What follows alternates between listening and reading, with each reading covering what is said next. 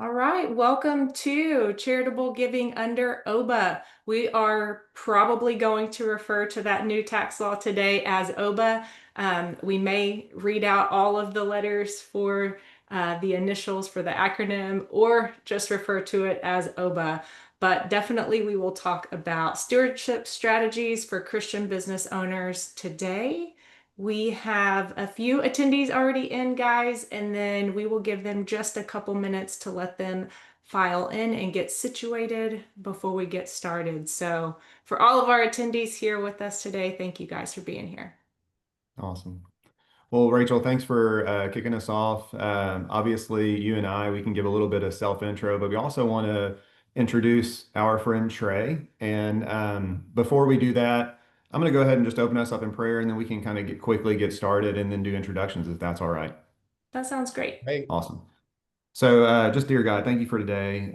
Just help us to remember to use our voice for your kingdom with confidence that comes straight from you. Thank you for friends like Trey who are on a similar mission and serving others, and just please use our influence to glorify you and speak your truth. May our voices advance the gospel. In Jesus' name we pray. Amen. amen. Amen.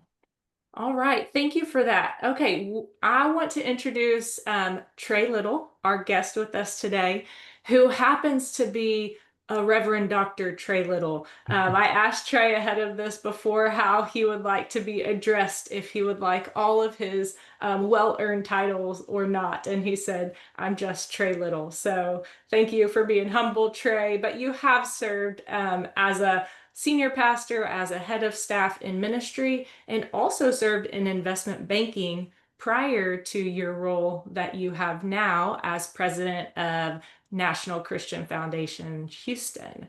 So, Trey, I'm sure I missed a whole lot. I put it all into one sentence, but thank you for being here. And can you tell us just a little bit more about who you are? Well, thank you. Yes, the titles are not as important, but I am, as you have probably heard said, I'm just nobody telling everybody about a somebody who can save anybody. So that's really at the heart of it for me. But I love what I'm doing. I love to be in this ministry of generosity and to partner with like-minded folks like you guys, and it's just a joy. I'm married. I've got 4 kids. I'm old. My kids go from 30 to 23. Went to Texas A&M. You can see behind me, there's a little bit of a flag there, so that could send everybody right off the webinar right now. But yeah, I love what I'm doing here, and this idea of being in this generosity space is it's just super fun to be part of spreading that contagious joy of biblical generosity throughout Houston. So honored to be on. So thank you.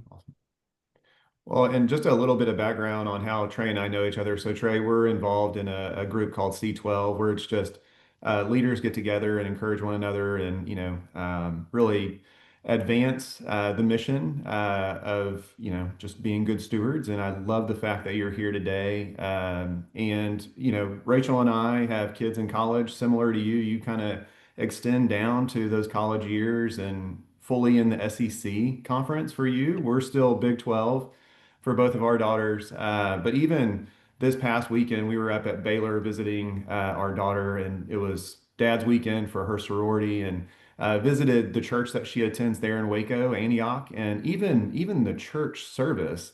There's so much overlap with what we're going to be talking here today about, and just what people should be focused on before the end of the year. I just wanted to kind of carbon copy a lot of what that was being said on stage yesterday, but I'm sure we'll weave it in. And I know that you've got great insight to share, given what you and your team does at NCF, and I'm sure you'll share a little bit about that, but also what people can be focused on before year end. And we know that being a good steward is, being in charge of resources that aren't necessarily ours. And I think that's how a lot of us view the benefits, the things that we are really bestowed upon us in this life, and just being able to steward those really, really well. So I'm excited for this conversation.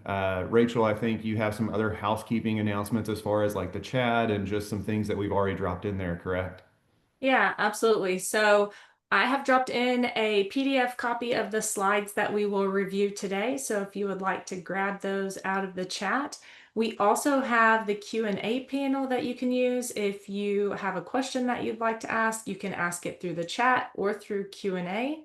And then other than that, we will be doing a couple of polls. So if you're just listening to this, maybe stay close to your computer so you can answer those. And we will continue on just through the agenda. So these are some of the items we'd love to hit today. We will give an overview of what is National Christian Foundation Houston that Trey leads and what is DBA. We will go over charitable giving changes for 2026, what's happening in 2025 that we as Christian business owners can take advantage of, and then a couple different meaningful giving paths, and then last, charitable giving through NCF. So we are excited to go through all of that today. We are hoping that in today's session that we can show you how to give more than even you think is possible, and just to increase the impact of generosity. So that's really what today is all about, is really how we can be generous and how we can steward the gifts and resources that we have. All right. So moving right along. Up first, we have National Christian Foundation Houston. Trey is definitely the expert as president of that organization. So Trey, I'm going to pass it over to you. Well, I appreciate that. So you can see that the Houston affiliate, just to give a little overview, National Christian Foundation is the largest Christian platform for what is called a donor advised fund in the country. We were founded, actually, the mothership was founded in 1982, and the home office is in Alpharetta, Georgia. But we at NCF Houston have been here since 2007. Overall, probably within our network, we probably have 90,000 different charities that have been supported over the years by NCF. Probably over $26 billion have been contributed from our givers, grants to charities, somewhere in the neighborhood of 20 billion. And we'll talk about this in a bit further detail a little later, but when it comes to what we call asset or non-liquid gifts, we've done probably at least 3,000 of those, and about over $6 billion has been mobilized for Kingdom Impact. Our team, we get to walk alongside of givers. We're local, and so we feel like at NCF, that's definitely very important. I oftentimes say that like Chick-fil-A, like we didn't invent the donor advice fund, but we feel like that we are certainly unique in terms of what we do. One of those things is that we're local. One of those things is that we are connected in the larger generosity ecosystem. And we really love to come alongside of givers like those of you on this webinar that are really wanting to be on this journey of generosity. And so we do that in a multiple of ways that we can get into in a bit further. I have a local team here that you can see pictured. And then obviously with our connection with national, we're tethered somewhat to the national office, but what that affords us is having experts that come alongside of us and or you, the giver, around gift planning attorneys that have got years of experience in the private sector, M&A attorneys, things like that, that help us really navigate some of these more complex gifts. We've got obviously the accounting support, the CPAs, things like that are, at a national level. So it's a wonderful partnership, but our focus primarily here at NCF Houston is really, as I said earlier in my opening remarks, it's really about spreading that contagious joy of biblical generosity and trying to help people navigate this. We think this is part and parcel of being a disciple of Jesus Christ, is where does our generosity fit into that? So I can say more about that maybe in a little bit, Rachel.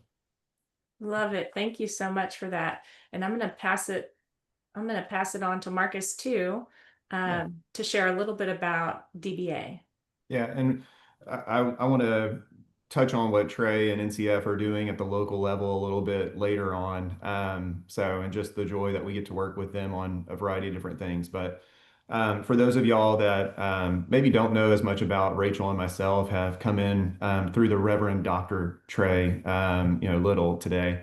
DBA is a full service CPA firm. We focus on everything that a small business owner and a family of high net worth could need over their lifetime. So we focus on accounting, tax, advisory, and just really walk through the family consistently throughout the year on services they may need, guidance they may have. And even though DBA may not have all the experts in house, we walk alongside our clients very much like NCF to make sure that they are meeting with the proper attorneys, financial advisors, all of that to be fully served. And I count it a blessing to work with Trey on that side when it comes to things that NCF does really, really well. So uh, it was started in 2011. I'm the founder. I was the one that was maybe young enough to not know better and started this journey in 2011. But it's been a great ride. We are a fully remote team with office locations in Katy, Texas, and St. Louis, Missouri. This picture was taken last year, I think right at the end of the year, and the team has grown quite a bit. Our team now is 24 people strong, so we'll get a new picture here and update all that fun stuff before the end of the year. But it's great to see this picture and celebrate the team and just those chapters throughout the year.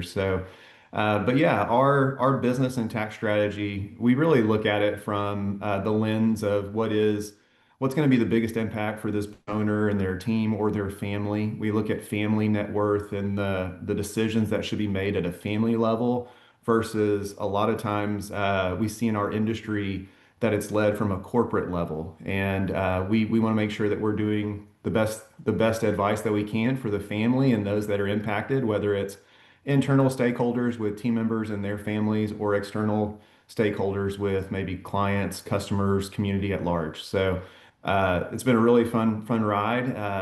But it's one of those where ultimately we're called to make an impact. And Rachel, we even have our core values spell out impact. So I'm going to pass it back over to you to actually expand that a little bit. Yeah, we do. So each of those letters in the word impact stands for one of our core values. So running through those super quick: integrity, meaningful work, people first, appreciation, collaboration, and transparency. That is what we hold up every decision next to as we're deciding on the next path or the best choice forward. And so, really, the biggest thing there with our team and for our clients is helping each of us to expand our impact in our communities, in our world, with our families. So, definitely super important to us that more than just a business, more than just a tax return or a financial statement. Yeah. And part of our story as well, not only serving CPA firm clients, but we actually count it a blessing to actually serve our peers and walk alongside them, other people that are running very similar firms, serving very similar client bases, and see a few of those here on the webinar today, which is great.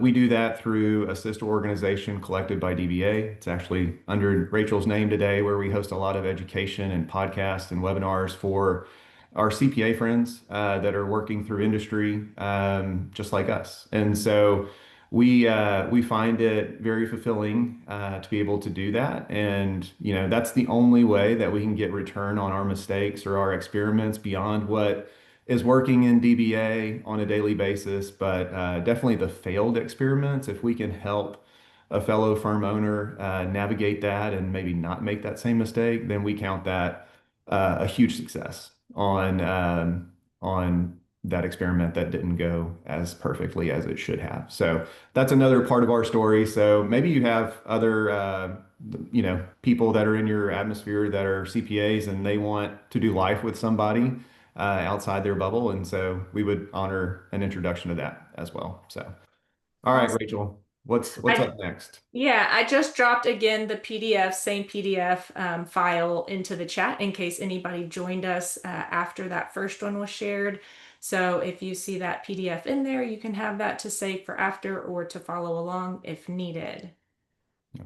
Yeah. All right. Um, so starting here, it's like, why does this even matter? Why does stewardship matter? And, I kind of earlier mentioned that sitting in that church service yesterday, and I'm like, this is really good. I should probably just start recording, but you don't want to be that guy in a church service pulling out his phone either. So, but, I think as Christian business owners, we're called to prioritize more than just profit. And if you think about stewardship and being, in charge of somebody else's stuff, right? And there's plenty of examples of that. Then it kind of gives you a different lens to think through. And we definitely have a lot of clients that think that way, whether or not they're Christian or not. I think it's still a lot are wanting to give back to their community, make sure that their family is well taken care of, their teams are well taken care of, and that they are truly being a good steward of what they've been given. So overall, much like you said, a lot of times when it comes to decision making in DBA, we hold up our mission, vision, and values. And some of those are the ones that are on the wall or the screensaver of all of our laptops or desktops, right? But I think personally, you have some values that go along with who you are and what you believe, and that's great to not have to leave those at the door of the businesses that you own or run or lead. And so that also weaves into a lot of the conversations that we'll have today and how you view yourself here, on Earth.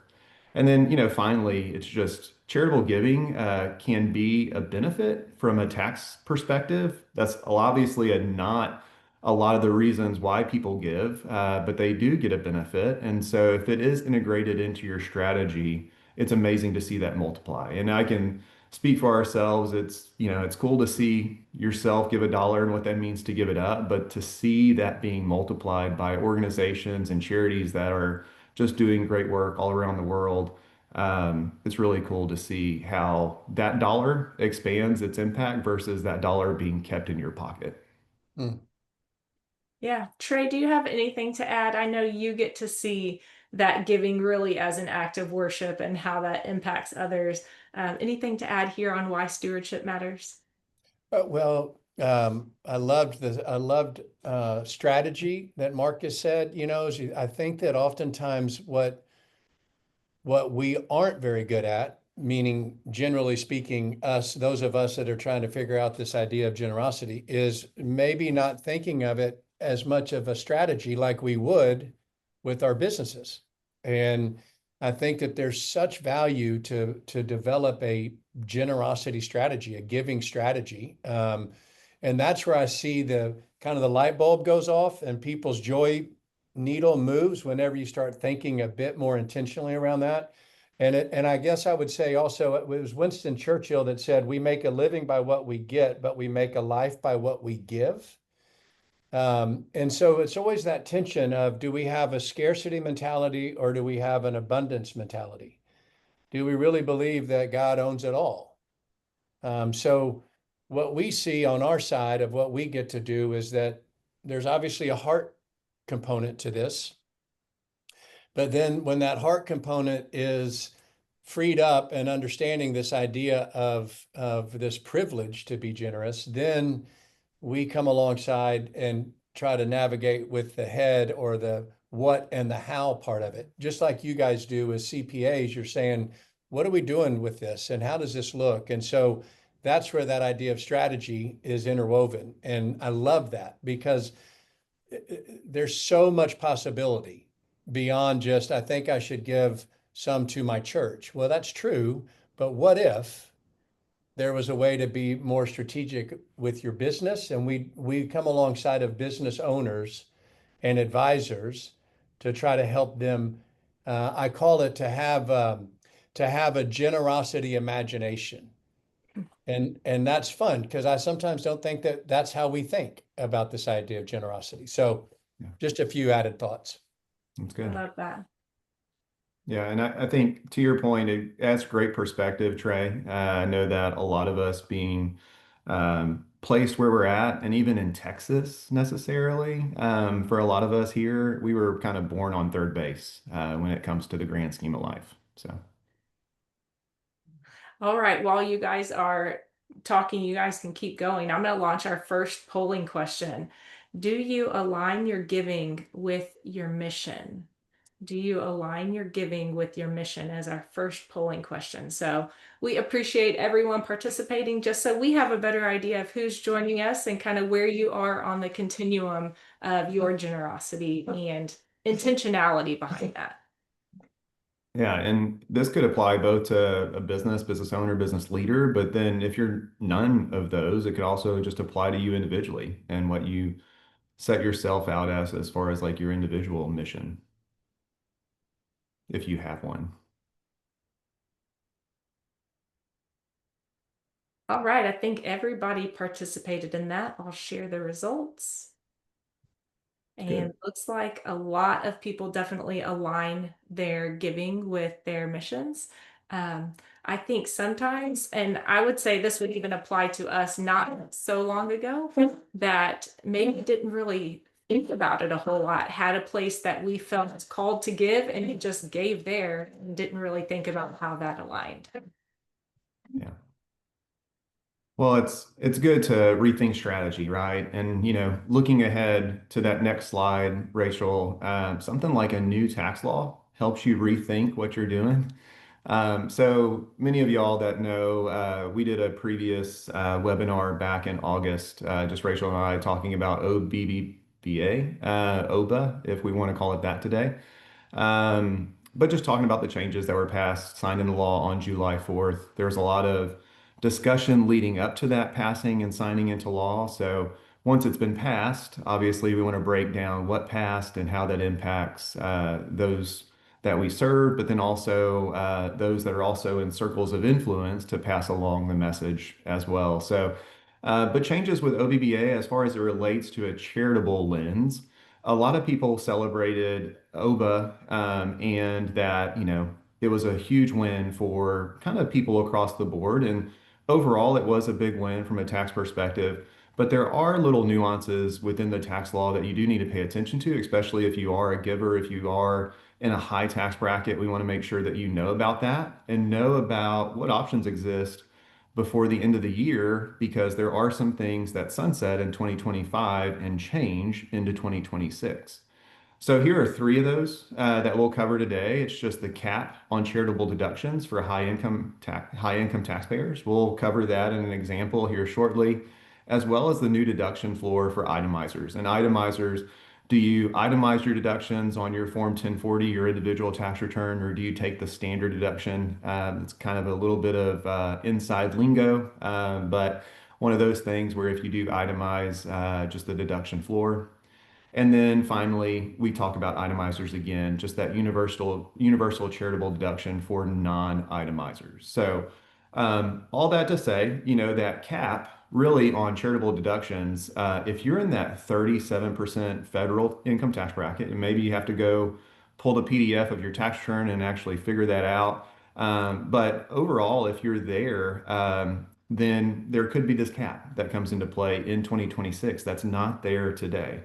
So, for example, a $10,000 donation that generates $3,700 tax savings, right? So, 37% times 10,000, that's $3,700 tax savings. That would actually be limited to $3,500 under the new cap. So, one of those things where those calculations are a lot of what our team that serves folks on the tax side, whether it's tax projections, tax prep, they're walking through some of what those changes mean for people in 2026, helping them finish 2025 really, really well. So there's a lot deeper we can go into that, Rachel. But before I just go deep, as far as a tax preparing technician, I want to pause and make sure that there's nothing I left ambiguous. Yeah, sounds good to me. Trey, anything to add for that? No, I don't think so. I'm thankful for CPAs like y'all. Uh, we're not in the giving tax advice, but I think when you have folks like y'all doing what you're doing and that shared passion, I think that it is such a gift to your clients and or whatever CPAs are on this call, if that's basically who is on this call. It never ceases to amaze me about how people simply just aren't aware Yeah, of and the that's benefit. amazing. I was actually having a conversation with a good friend of ours after this tax law was signed into law on July 4th, and they knew about the bill, but their comment was, "Oh, I didn't know it modified tax law that much." And like as somebody that's in our space, I think it's the curse of knowledge. Like you only realize how some change impacts you. And so you need to step away every once in a while and understand, okay, it's not just impacting me in this way, and just assuming that everybody else knows this knowledge. To your point, it is meeting with the right advisors, getting the right advice. And sometimes that is a phone call, maybe as painful as that sounds, to a CPA or a tax attorney to make sure that your situation is really good and sharp. I would say to shy away from some of the chat GPT models that are out there unless you feel really confident in being able to filter through what is good advice and what is bad advice, because those tools are scraping good and bad data off the internet. So if you want to make sure you're getting the best advice for your situation, would highly recommend talking with your advisor on the changes that apply to you. Mhm. Well said. All right, so we definitely wanted to look at what is coming. Um, and then also, because that is coming in 2026, where we have some caps and some floors, what does that mean for 2025? Yeah. And I'll take this slide again, as far as like the technical tax hat, which I wear sometimes, but hand that off to a team that's much better at it than I am a lot of times. So, but accelerating those charitable contributions, those deductions, we look at that for 2025 if it makes sense.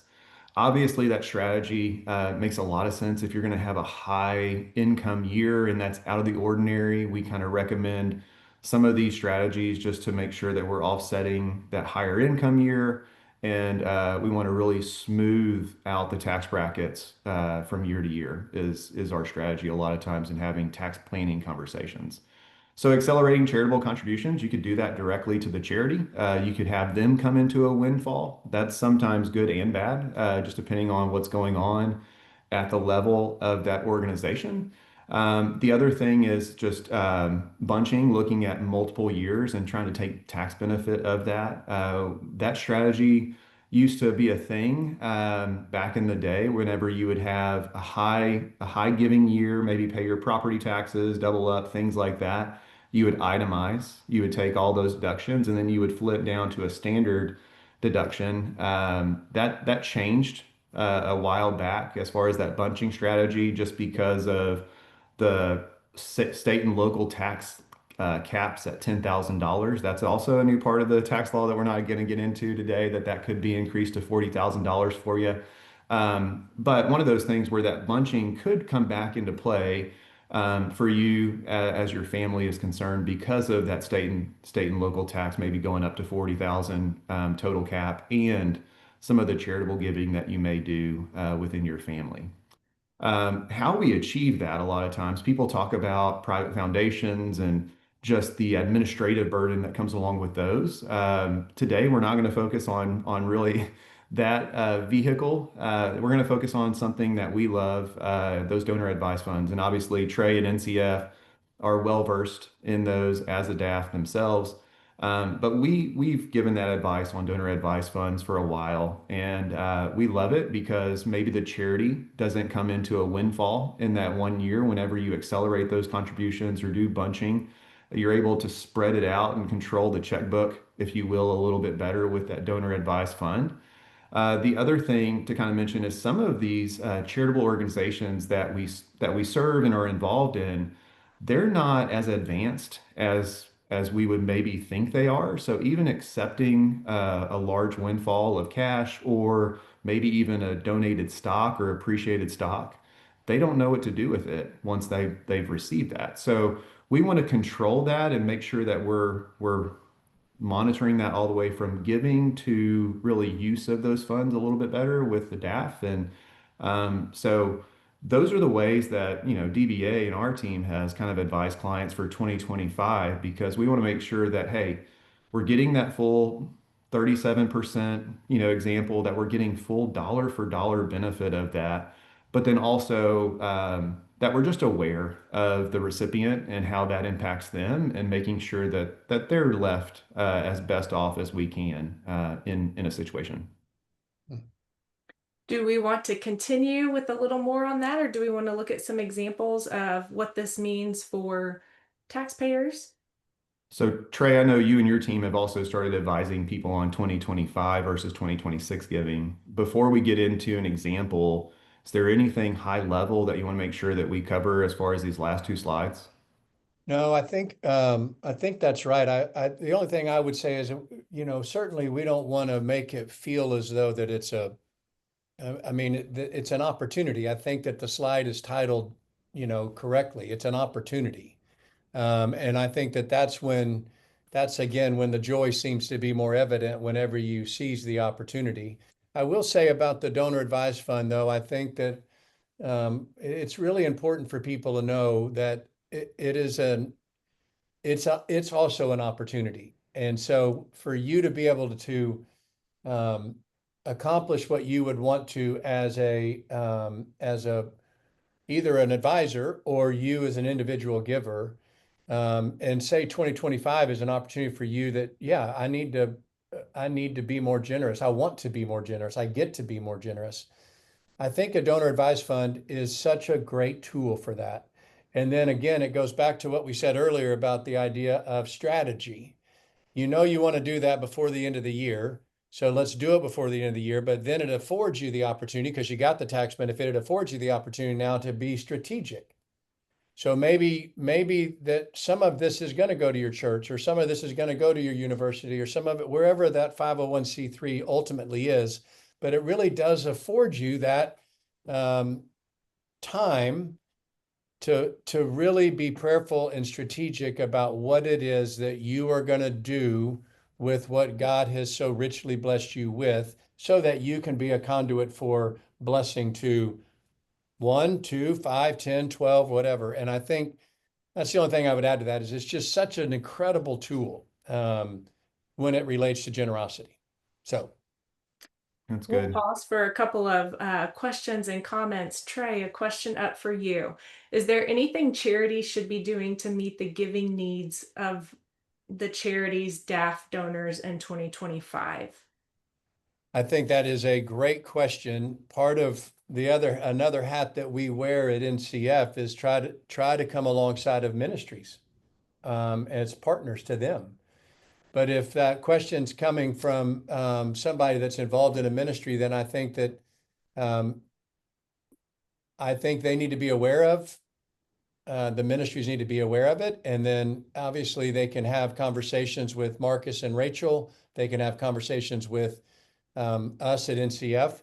But I think also what we find helpful to a lot of the ministries is trying to help them be equipped with the language and or the tools that they need to be able to tell their givers, because they have the relationship with them. We're a trusted partner. We're not trying to take money from the ministry to NCF, but instead what we're trying to do is help unlock more so that it goes to the causes that they care about the most, i.e. a ministry. So I think it's two things. I think it's if you're in the capacity to where you're able to invest knowledge and awareness to a particular ministry, then do it. And if it feels above your pay grade, then connecting to people like myself or Marcus or Rachel or what have you, and then we can help inform them. But Yeah. unfortunately, it happens to all of us. Lack of information. And so what we try to do is to provide that and then figure out the next right steps from there. Yeah, I think that's a great question. I love your response, Trey. I think this is also helpful for us that work with charities and advise charities on the nonprofit side, because this is the flip of the coin, right? These are the people that are receiving these large donations in this one year. So I think what I saw in that question, Rachel, is communication, making sure that you communicate the benefit of 2025 over 2026, just in a loving and caring way, not in a way that you're trying to sell somebody on something, right?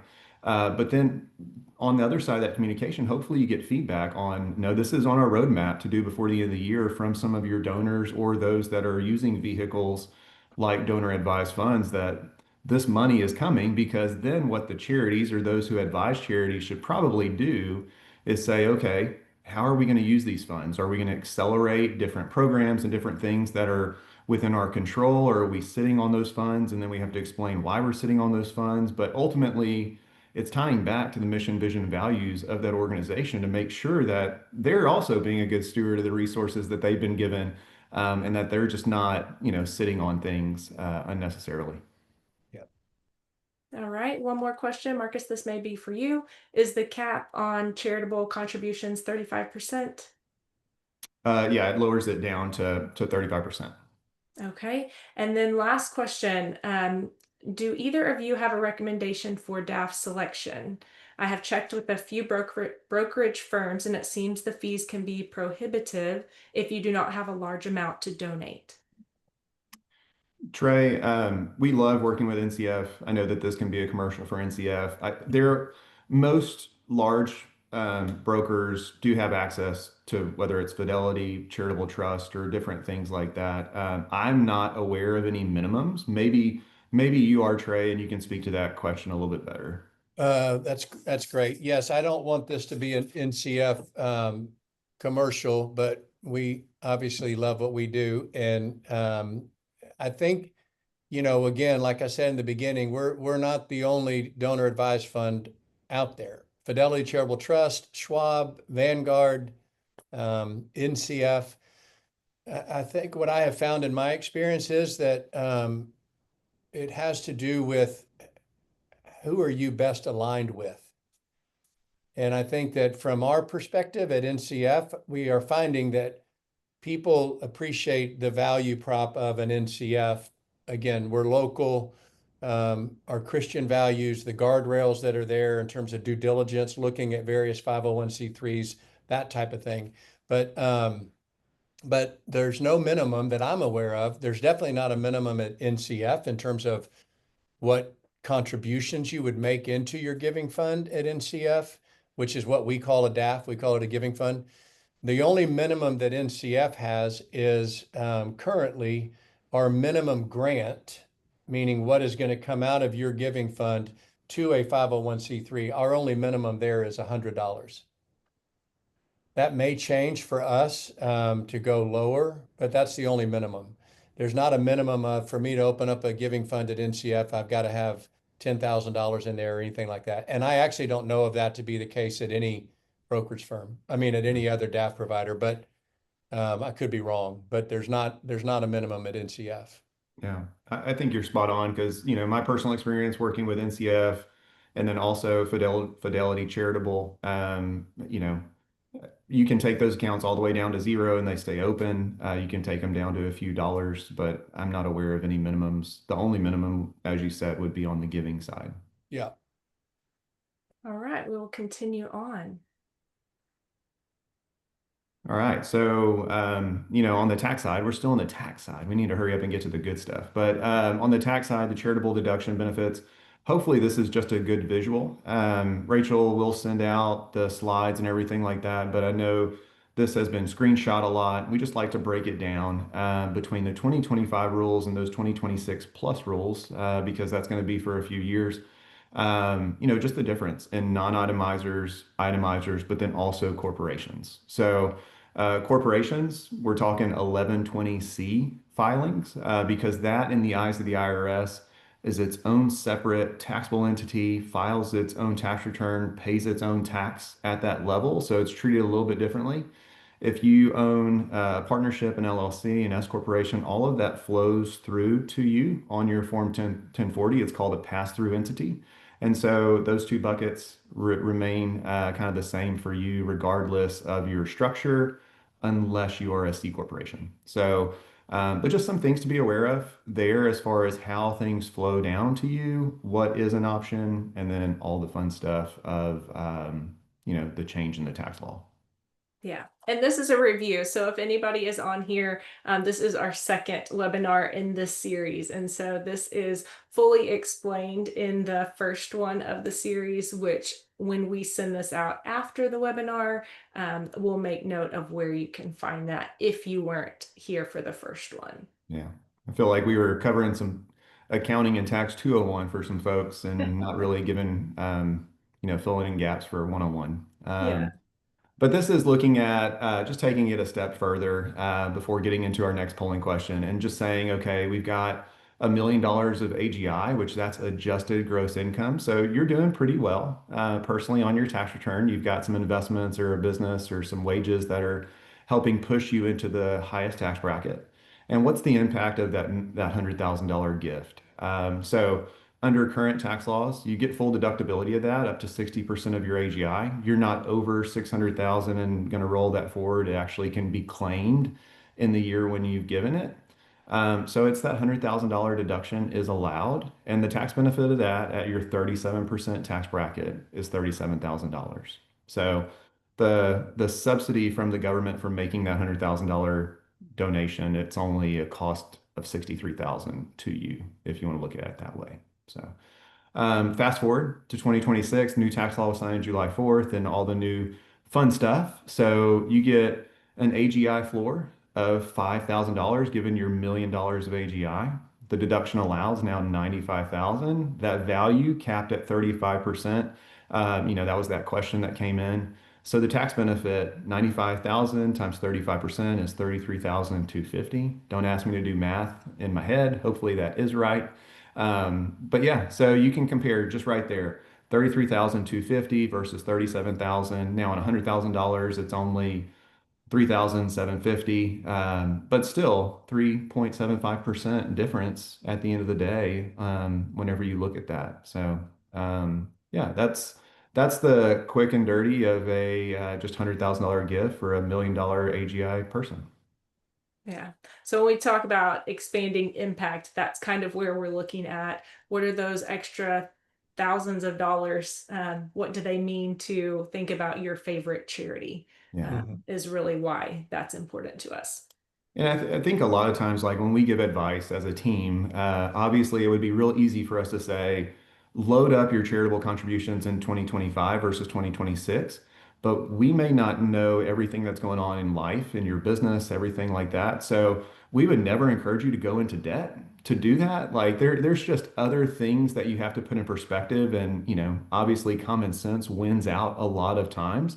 So when we talk about accelerating giving, there's still some general just good housekeeping that we would abide by as well. So, but yeah, one of those things where it's all got to make sense, and that's why holistically, hopefully, you can plan better. All right, I'm going to launch this and add on to a question from earlier. But our next polling question, have you considered increasing your contribution in 2025 to take advantage of the current tax law before 2026? So yes, no, or might after this webinar. So as we give people time to answer, we had a comment come in our Q&A. I'm an independent RIA that uses Charles Schwab for GAFs. We cannot charge a fee or actively manage the account until there is 250,000 in the account. They have no minimum, but only offer generic options based on risk tolerance until you have an account that has at least 250,000. We open the smaller accounts for our clients, but do not manage them or charge a fee for them. So just giving some extra context to one of our questions that was answered. Yeah, that's good. And I'll add something to that. I'm grateful for that comment. So we call them a separately managed account at NCF. So for this independent RIA to manage the funds of an NCF giver, or their advisor, their financial advisor, we do have a requirement there that the balance needs to be 300,000 or more, so that the investment advisor can separately manage those generosity dollars. Otherwise, they would be, everybody has the option to invest into various investment pools that NCF offers to make some shekels on their generosity dollars before it goes. Cool. Well, Trey, man, we're moving along. We've got 15 minutes left, so we still have a lot of stuff to cover. But how cool is it that not only, do we have clients who love to give charitably, other CPA friends that are on this webinar, financial advisors that are on this webinar, people who lead and run charities on this webinar. So, man, that's a really cool gift to be given today. So great. All right. So all that to be said, the meaningful giving paths, kind of pass this off to you a little bit, Trey. This is what we see a lot of times within our world, and I'm sure that you can expand upon it, how to use a donor advised fund in different ways. But yeah, donor advised fund, such low-hanging fruit, non-cash giving, that's another way, and another benefit opportunity to be there. But then also qualified charitable distributions from an IRA. We look at that a lot of times too for our people that are pulling out RMDs, and maybe they don't itemize. There's still a way to give directly from those qualified distributions directly to charities, and that would be outside of a DAF or potentially to the DAF. So I think expanding upon that a little bit, Trey, I wanted to pass it over to you as Rachel pulls up the next slide and make sure that we hit, all of those meaningful gifting paths. Yeah. Okay. I'm happy to jump in on all of that. So the donor advised fund piece of it, I think I usually use the very simple language of it's a generosity checking, savings, and investment account is the way that I look at it. So you make a contribution, cash, appreciated stock into your giving fund at NCF. The appreciated stock, I think we're going to get to it briefly in a minute, but that's such a great win, as I'm sure our RIA from Schwab would attest to. But the not paying the capital gains tax, so in essence, it's just a win-win for you, and then that gets liquidated, and the cash goes into your donor advised fund. It gives you, again, in my opinion, it gives you the opportunity to be more proactive with your generosity rather than reactive, which most of us tend to be reactive, going, oh my goodness, Marcus and Rachel called me, or you called your client or whatever and said, by the way, we need to probably give some more away. And then you're just going, all right, well, I guess I remember this one place or this church or this wherever, and I'll just write a check there. Well, that's good, and you can accomplish your tax benefit at that point, but maybe you want to be able to think through it a bit more proactively and strategically. So I think that works out great. The AGI stuff, you want me to mention a little bit about the QCD? So the QCD part of it is 70.5. One of the things I think that's really great is it's been 105,000, but I think it's going to 108,000, if I'm not mistaken, about that QCD. I But think one that's of right. the benefits of it going to a fund at NCF, and again, I know I'm saying NCF, but that's where I am. But you can make that contribution, that QCD, to what we call is a single charity fund. So let's just say that you had a client, or you yourself are 70.5 or older. You can make that into a single charity fund at NCF that it could go to a specific charity, but you may not want that charity to receive the $108,000 right now. But you can accomplish that QCD into that single charity fund, and then over the next however many years, you just dole out 5,000 or 10,000 or whatever to that. So you're still accomplishing that without what Marcus alluded to earlier about maybe they don't need 100, maybe it's not wise to give them 108. Or you might want to say, out of that 108, I want it to go to 5 different charities. Now you Mhm. could go directly to the charity for sure, but you can also use a vehicle like a single charity fund at NCF to help accomplish that. Yeah. We've talked about the benefits of 2025. We're looking at the idea of what those look like going ahead to 2026. Do you want me to address the non-cash or the non-cash giving? Yeah, Yeah, it's always a absolutely. great benefit. Yeah, we love the win-win.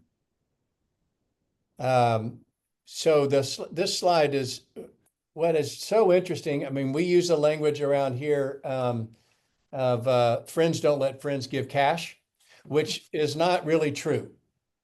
Like, we love giving cash, but what this slide illustrates is the reality of where, and those of you that are CPAs on the line and RIAs on the line, 90% of people's wealth is in something other than cash. But what's interesting is that we do 80% of our giving out of that 10%. And so when it comes to non-cash giving, it's really that opportunity of being able to look at all of the assets. So if there's any business owners on the call, or if there's anybody that owns real estate or obviously appreciated stock, there's business interest, mineral and royalty interest, there's oil and gas rights, there's estate, all those things become part of this 90%. And so one of the things that we do at NCF is we try to come alongside of either the giver, the advisor, the CPA advisor, the financial advisor, even the ministry that says, hey, I have somebody that's on my board. How does this really work? And then we just try to come alongside and say, let's look into that. We're not going to advocate for one or the other. We just simply want to make people aware of the fact of if there's a possibility to unlock more generosity, to meet some of those requirements that Marcus talked about earlier in 2025 or going forward, then those are always fun to look at in terms of, can this really work? On that front, just so you know, on that front, when it comes to a complex asset like a business interest or a oil and gas rights or real estate, that kind of a thing, the devil's in the details on that kind of stuff. Appreciated stock is very, very simple. It's not that these other complex assets are difficult. It just takes a little more digging in with your CPA or with your client. But it's unbelievable what can be unlocked to benefit the causes you care about the most. It doesn't have to go to just simply one. It just helps you unlock that generosity in a way that maybe, or I think not maybe, that most people have not really thought about. No, this is a really good slide, and I loved that you shared it and brought it into this conversation today because a lot of times whenever you give out of your cash and that immediate impact is felt, like you no longer have that cash as the giver. When we talk about joyful giving and the joy of generosity, maybe then it's felt a lot harder. And even speaking from like giving children and daughters cash over all the years, right? You're like, whoa, this isn't as generous as I probably should have felt by taking care of them. But the same can be said of the charities that we're called to serve and that we get to help. So I love this slide. I love that you brought that really to light, and also what options exist. So I know that Rachel, the next slide kind of goes over into what those could be, and I think Trey hit on a few of those. So we've seen people give percentages of their business or percentage ownership and royalties and real estate over to vehicles like NCF and a DAF and things like that. And I would say if you're interested in that, if that strikes a chord on where you're at today, I would want to work with somebody that's got the team to help advise you with that. Somebody like NCF and what they've set up and their access to attorneys and advisors to really make sure that you do lock down all of those details to make sure that you're doing it the right way from the very beginning. And I want to add one thing to for Cynthia that asked that question earlier about from the ministry side. This is another area around non-cash giving or complex gifts. This is another area where, I mean, just last weekend, I was in front of a board of a 501c3 just to bring awareness to the board and the ministry about this same concept that this actually exists. So I would say to Cynthia that it's another conversation to have with the ministry because most ministries, 501c3s, aren't set up. Actually, a lot of them aren't set up to receive appreciated stock, but certainly not set up to receive other complex assets. But when they begin to see what the value add is for the ministry, it becomes a conversation they can have with their givers. So I would just suggest that to Cynthia too about the ministry. Did you know you could do this? And you can always reach out and we can provide materials that could potentially help articulate that to the ministries. Yeah. And I would say to other professionals that are on this call, and maybe you're like, but if my client gives a percentage of their business, all of a sudden that busts the S corp election and all that fun stuff. Yeah, you've got some work to do to help advise your clients to do what they want appropriately. And so I think those are where the joint conversations, to what Trey has already spoken to, you bring a lot of knowledge into that room to help make sure that you're setting it up the right way. And the only other thing I'll add, because you did the 60% AGI, on most of these non-asset gifts, it's 60% AGI from a contribution perspective to a DAF. It relates to the cash contributions. Hmm. But the percentage of the AGI for these non-liquid, so to speak, is a smaller percentage of AGI, 30%. Yep. Yeah, for sure.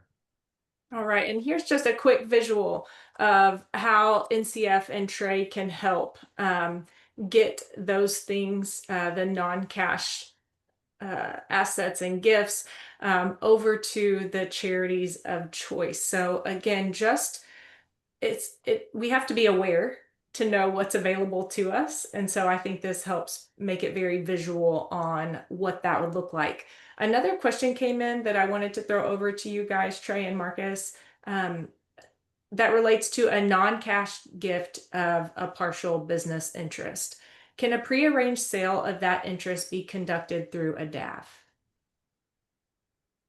Prearranged sale. Can a They may be, prearranged sale of that interest be conducted through a DAF? I yeah. know that. So Yeah, go ahead, Marcus. well, a lot of times people do this planning before a sale, before M&A, right? So they can make sure that the charity's cared for, and then the sale happens, and then the charity gets a portion of that, and it avoids, the individual person's tax. That could be the angle. But if it's just long-term hold of the family and the charitable charity together, or the DAF together, I wouldn't use the word sale. I would use more like a contribution, charitable contribution to the DAF. So two different scenarios, two different answers to that one question, depending on the situation. Perfect. I'll just add a piece. Any type of business interest or real estate or anything like that, the IRS rules are that there cannot be a signed binding agreement if you were to make a gift like that. So I don't know if that was on the same wavelength of the question, but that is a decision maker.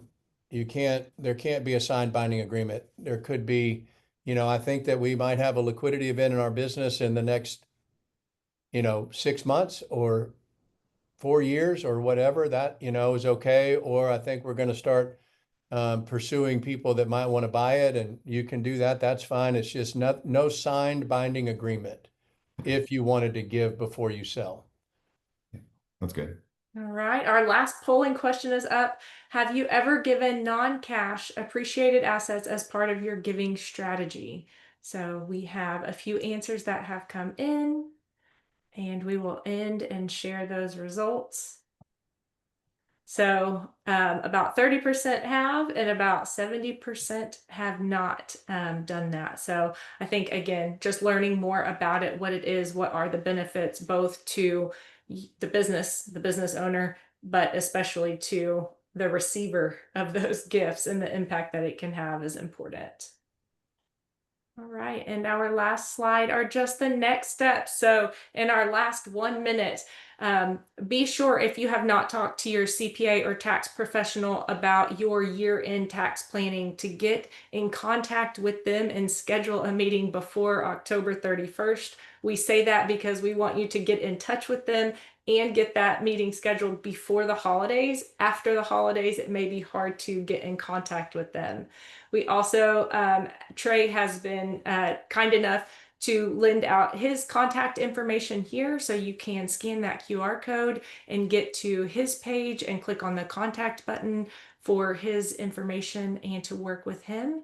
Or even Trey is nice enough, he will just help educate you. Even if you decide not to work with NCF Houston, that's okay too. He has just a lot of knowledge and examples to help along the way as you become curious and looking at options for that.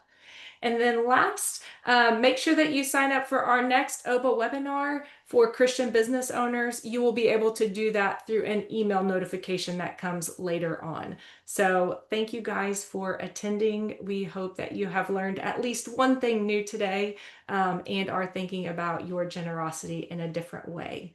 Any final thoughts, Marcus? Yeah, one that first one and the second one. So if you're not getting great advice, you don't have a relationship with a CPA now, it's likely not going to get better without your preemptive kind of contact with that CPA. So would highly recommend that you reach out and find the right relationship for you. And then that second one, Trey has talked about his work at NCF. I'll also plug Trey and NCF. They do a lot of events where they actually bring in people that have seen the generosity story and share that story with the generosity that they've done. And that's really cool to come alongside with. And I know that they just recently had a couple of those events. And even if you never work with Trey, he's just a great guy to know. And I'm sure he would love to take you to coffee or lunch and invite you to one of those events to see how a story of generosity has really unfolded in our world. And Trey, any final thoughts? Thank you. Ah, Before I let you talk, thank you so much for being here. Thank you for sharing with us and all of our attendees. well, listen, I am super grateful, humbled. What a joy to co-labor in this space with DBA. I mean, what a joy. So thank you. Honestly, thank you for the opportunity. And for those that are on the webinar, as Marcus said, there's no commitment necessary. If you want to continue the conversation, reach out to us, and we'll do our very best to serve you and help you take the next right step on this generosity journey, which is just super fun. So I'm super grateful to you all. Thank you for letting me be a part of it. Thanks so much, Trey. All right. Thanks to everyone. We'll see you guys on the next.